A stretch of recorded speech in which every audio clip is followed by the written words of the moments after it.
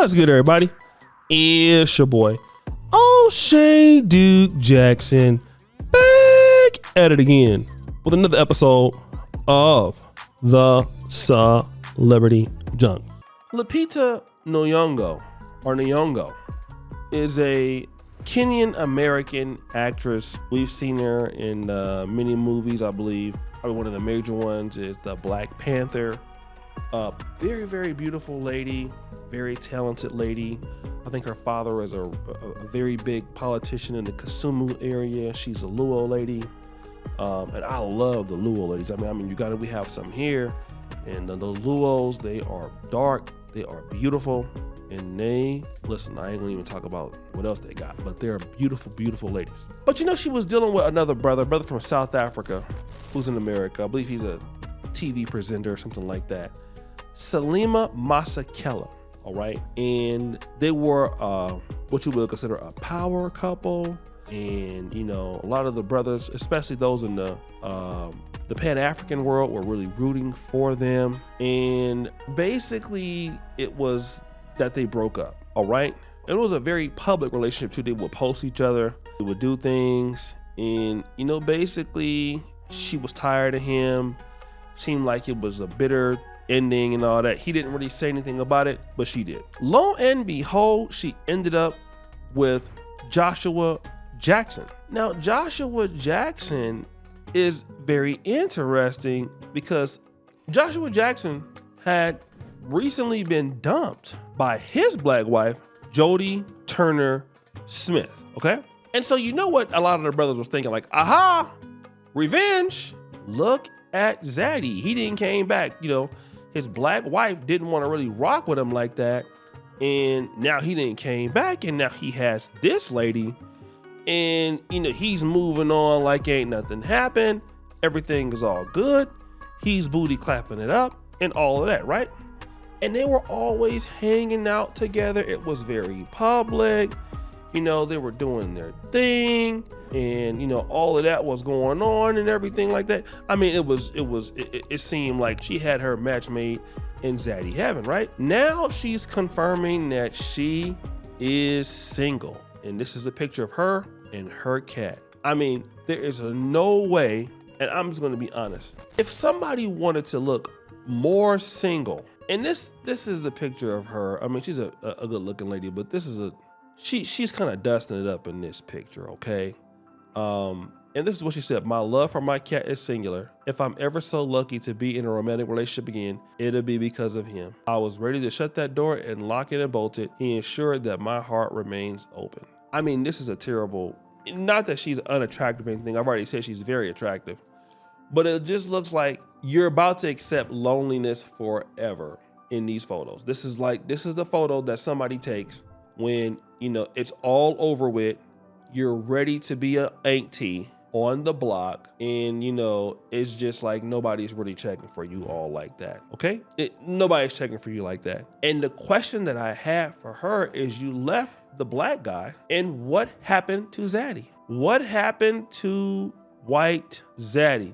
Like, what happened? Did it not work out? I mean, Zaddy was there. You left the black guy, you went over to the white guy, and then what did you find out?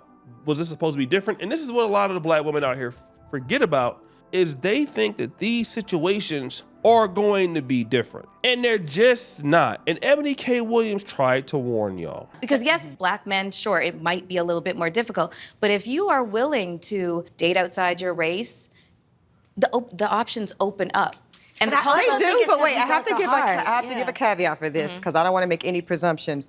As somebody who has been very open and transparent about my dating within and beyond black men, I just want to say that that's not necessarily the savior complex that people think. Unfortunately, because I think when I have this conversation with black women who have never dated outside of black men, they often have a romanticized fantasy ideal about what that is, kind of like non-black men will save us, and I don't know, no, straight to Cam. And I know that's not what you're saying, right? But I do think like that was in the comments, right, of kind of my bus driver gate. Well, sis, what they need to know is you can date non-black men, and you will still have many of the same perils because there are differences culturally, but men are men. And when it comes down to misogyny and default presumptions of feminine worth and value, some of those things control cross-culturally. I only know it from experience. So then who do the issues go back into? And I'm gonna talk about this because, you know, I'm living in Uganda now. I'm 43. And Uganda has a lot of problems in the country, you know, as far as doing things as an American, trying to establish yourself here as an American. It's very difficult, right? It is not easy. But one of the things that I can control is what I do for the most part with my time. I can control my actions and I cannot beat myself. And I tend to not do that. There are days I'm not perfect, but I tend not to do that, right? I tend to do the things that I should be doing. I tend to be focusing on the things that I should be focusing on. And I've been able to have a little bit of success.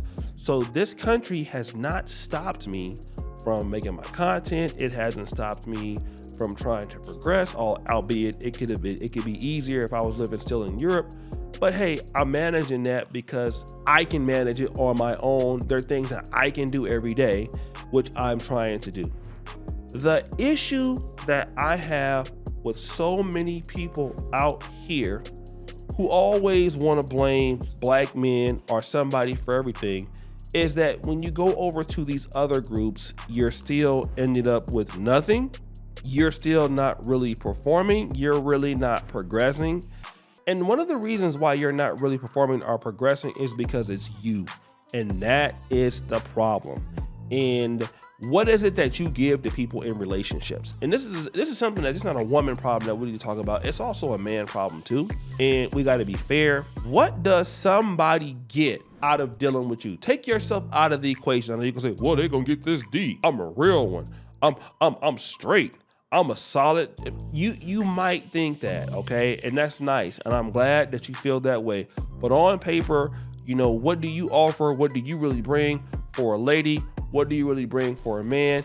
And then please stop saying I'm gonna go to another country and then they're gonna love me over there.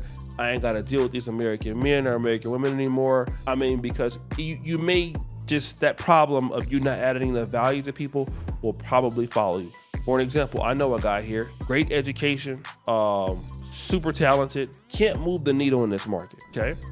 Real good education, real articulate. I know several guys like this. When it comes to doing business in this market, they can't do anything. They can't train anybody.